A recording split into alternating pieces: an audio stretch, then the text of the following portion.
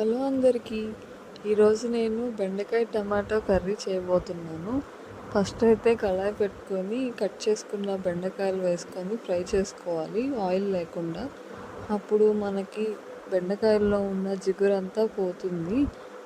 తర్వాత కర్రీ చేసుకునే బాండీ పెట్టుకొని ఆయిల్ వేసుకొని ఆయిల్లో ఉల్లిపాయ, పచ్చిమిర్చి, కరివేపాకు వేసుకొని ఫ్రై చేసుకోవాలి. తర్వాత పసుపు యాడ్ చేసుకోవాలి.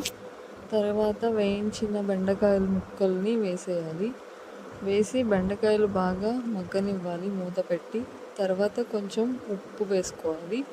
ఉప్పు వేసుకొని కాస్త మగ్గనిచ్చిన తర్వాత మనం టమాటాస్ కట్ చేసుకొని వేసుకోవాలి. అందులోనే కొత్తిమీర ఇంకా కారం వేసుకొని మొత్తం తిప్పేసి మూత పెట్టి మగ్గనిచ్చాలి. మగ్గనిచ్చిన తర్వాత ఫైనల్గా టేస్ట్ చూసేసి ఇంకా దింపేసుకోవడమే. ఇలా మనం చేసుకుంటే బెండకాయల్లో ఉండే జిగురు పోతుంది. ఈ రెసిపీ కనుక మీకు నచ్చితే లైక్ చేయండి, షేర్ చేయండి, ఇంకా సబ్స్క్రైబ్ చేయండి.